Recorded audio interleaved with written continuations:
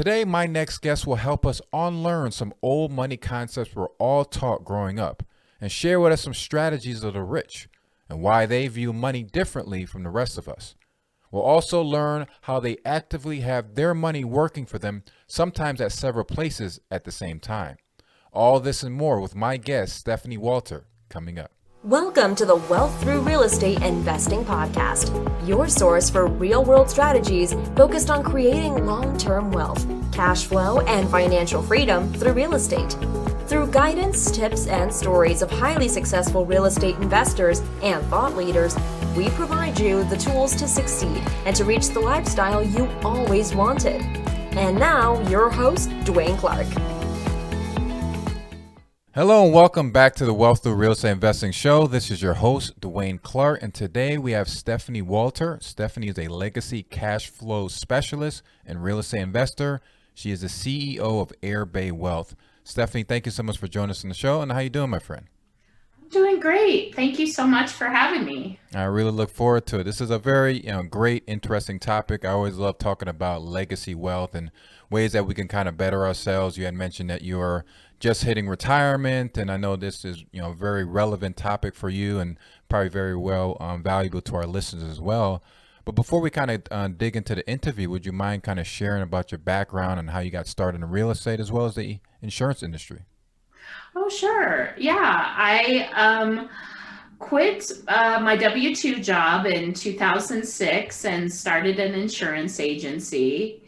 And I've always liked real estate, didn't really have any formal education, so started to invest in property kind of all along while I was an agent. As time went on, I got approached by more and more people who had heard about the deals I'd been doing and kind of wanted to be a part of them. So gradually the deals got larger, and in 2016, I did my first syndicated deal, which just means like you're bringing a lot of investors in to invest in a larger piece of property. And I started working with a lot of wealthy investors as I was raising money for these deals, and just kind of had a mindset change on how I was looking at my money because of the way that they viewed their money. And from that, I decided to sell my single family properties. I had some small multifamilies as well, and invested in syndications solely, just because once I started looking at what kind of return I was getting in these small family properties, it was not zero basically. So to make that switch within the next 3 years, then I've been able to sell my business and retire. I love that a lot. Kind of you had mentioned there that kind of piqued my interest as far as kind of you getting into the syndication business and dealing with very high net worth and wealthy investors. You started to kind of learn what they were doing and say, this is actually really working well for them, and so let me get rid of the smaller stuff and focus really on like this larger stuff. So that kind of leads to my next question, where kind of based off my intro is kind of the unlearning, because traditionally we're taught to work hard and save our money and put into a 401k. Can you tell us a few reasons why we shouldn't be doing that and focus on something like this? Well, I think I had read a really good book. The author is Garrett Gunderson, and it's called Killing Sacred Cows. And I started reading that book, and it's kind of a philosophical book, but when you start to break it down, it talks about what the wealthy's mindset is on money. And that is something I saw. I just couldn't put really my finger on it when I was dealing with these investors, but I knew that there was a difference. And they view their money really as a tool. It sounds simple, but I don't think most people use or even look at their money as a tool. We accumulate our money in a 401k, or we accumulate our money if we want to buy single family homes. but we're not looking at the money as a tool to work for us. By they Wealthy people do not let their money just sit in a 401k. They don't let it sit in equity into their rental homes. That is a tool that is always working for them. And what's interesting with some of the more savvy investors is they actually find the more places to put their money at the same time. And so that's just, I think a lot of people use the term velocity of money. And that is 100% what I've seen is the wealthy just to look to deploy their capital over and over again, quicker and quicker. And the faster the velocity of money is, the wealthier you become. And it really doesn't take that long to get to a point where you would be retiring. Yeah, it's so interesting that you say that because, like I said, it's the complete opposite of what people are. If you can turn on any TV show, and my first guess would be, all of the financial advisors that are telling you to save their money, they're making money from it. So it's like it's in their best interest to do that. But if you're, looking at from the most successful investors and what they do to kind of quickly evolve that money and just kind of grow it at a quicker pace, that's always the most ideal. And then you being in the insurance industry, probably know that very more. So can you kind of talk about the vehicle that people use to kind of have their money working for them in multiple places at the same time? Well, it's something that a lot of people really haven't heard of. It's cash flow life insurance. It's called a lot of different things. Infinity banking, I think, comes up a lot, but it's very specific how the wealthy use this tool, in which that they put their money into it. They essentially overfund a policy. So let's use an example of, say they take $100,000 and they have $100,000 in their life insurance policy. From that, they can take that money out and invest it in a syndication to where they're getting a preferred return of about 8%, let's say.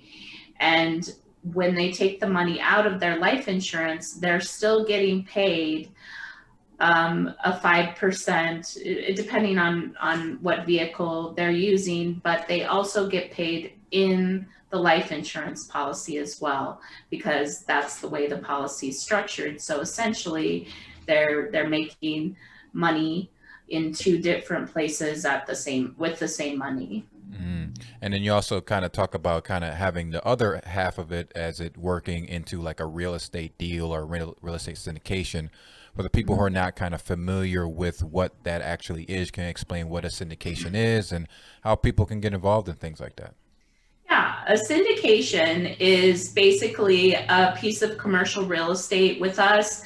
We invest a lot in multifamily, retail, even now we have a development project, but it's a large deal, and we bring investors in, and our team runs the deal. So we run the day-to-day managing of the deal. We report back to our investors on a monthly basis, as well as we send them a preferred return, which depends on, the project that we're doing, but we aim for that to be around 8% a month. And then when we sell the property, then they get a portion of the appreciation of the property as well. I love that concept. So you're basically saying they're kind of partnering with you guys. You guys do all the heavy lifting, you kind of supply the capital for the project, and everyone gets monthly income from it. And then when you got sale, everyone kind of gets a little portion of that as well, from the sale, as from profit as well, right? Yes. And I think that was another thing that I noticed a lot about the wealthy is, I know I spoke to one investor, and he had been a mortgage broker and I think he'd owned his business for maybe 30 years or something. And he said, Steph, I've been through 1,000 financial statements. I've looked at them. And what always popped up at me was the very wealthy people do not have 401ks. They invest in people. They invest in real estate projects. They invest in businesses. They invest in tangible things. They do not, largely do not invest in the stock market. And that's kind of, if you think of a syndication, you're thinking that somebody has a very efficient team. That's what you're always looking for. A track record in the area, a good, compelling piece of real estate, and a business plan. So essentially, it is like investing in a business. Mm. And that's what wealthy people like to do. Mm. And then what are kind of your, I know you're more bullish on multifamily. You also mentioned retail and possibly development as well. Can you kind of talk about the multifamily sector? What are your thoughts on, I know we're, hopefully coming out of the tail end of a pandemic. Where do you see Yeah. that industry and, why are you so bullish on it? I like multifamily because, well, I think I was always told, and certainly through COVID, I've seen this, is that it it is very consistent. But that being said, you have to have invested in the right types of multifamily. There's several Hmm. types that you can invest in. We categorize multifamily as an A property, a B property, a C property, a D property. Largely, I think that if people invest in B properties, that those largely attract the professionals, people that don't want to take advantage of some of these moratoriums for eviction.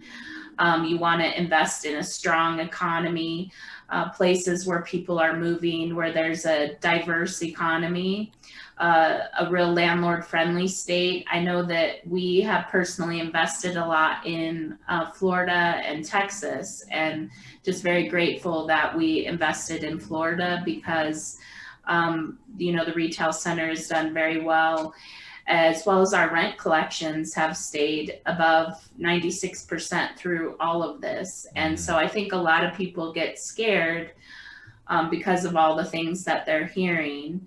And some of them definitely are warranted. But if you do the due diligence to invest in an asset class that there's always going to be a demand for, as well as an economy that can support it. We can't control everything, but definitely we can control the area we invest in, where if there's an enormous amount of population growth, we have a pretty good idea that the rents are going to continue going up and people are going to be paying them. Mm, yeah, very good point. Like I said, what's more essential than home, living somewhere. So, Mm-hmm. definitely key. And then you mentioned you're just investing in great markets like Texas and Florida that have increased population and jobs coming there, and they kind of handle a lot of the pandemic response pretty good.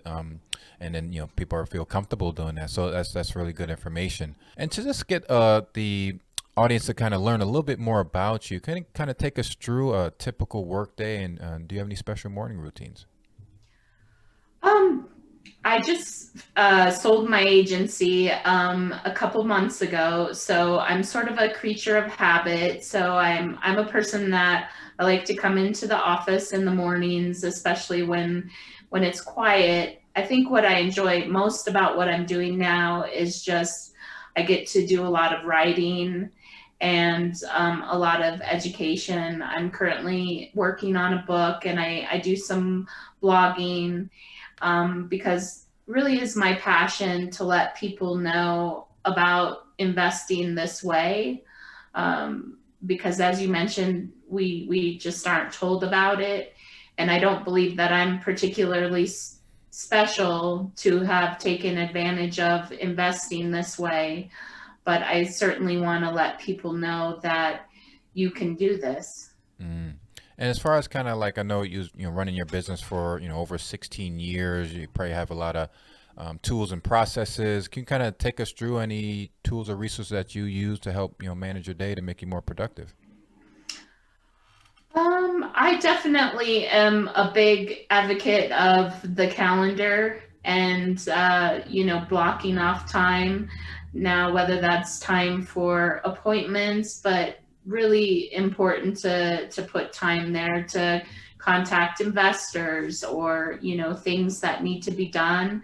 I look at that calendar on a weekly basis and just schedule out that time, and that's when I do those things. I try to shut off my email so that when I'm in the middle of something that I don't want to be interrupted from, I'm disconnected so that I can focus fully on it. I don't think a lot of people are really great at multitasking, and I believe that to Hmm. be true Absolutely. for Yeah, me. exactly. It's too many juggling plates, and it's all that just kind of be a big mess there. And Yes. with all your success, running a business for 16 years, and running a syndication business, and kind of educating so many people who are not even familiar with these types of concepts, and kind of touching so many lives. Can you kind of talk about gratitude? What can you say that you're most grateful for? Oh gosh. Well, I'm grateful for my family, obviously, but in this business, I am super grateful for my mentors and my coaches. And I've always believed, even before I got into this business, that you just should always be open to learning and learning more and more and more. But I know that there's two coaches in particular I think of that come to mind that have just been so gracious with their time and their knowledge. And I definitely, that I am grateful to them for sure. Awesome. And then we'll make sure to have all your information in the show notes, blast that on our newsletter, and also our network as well. Can you tell us how we can get in touch with you? Yeah, you can look me up on my website, which is www.erbewealth.com. I have a report on my website that is the 5 reasons that you should consider passive investing. But I also post up the podcasts and blogs, as well as you can see any um, investment opportunities that we have upcoming or ones that we've closed on in the past. Awesome. Stephanie, it was a pleasure speaking with you, getting to know with you all the way down in Colorado. Definitely learning a lot about, legacy wealth and what the rich do and how we can also take advantage of that. So thank you so much. All the best to you and the family, and continued success in your business, and look forward to connecting with you again soon. Yes, you as well. Thank you so much for your All right. time. Absolutely. Thank you and take care. All right, you too. Bye bye.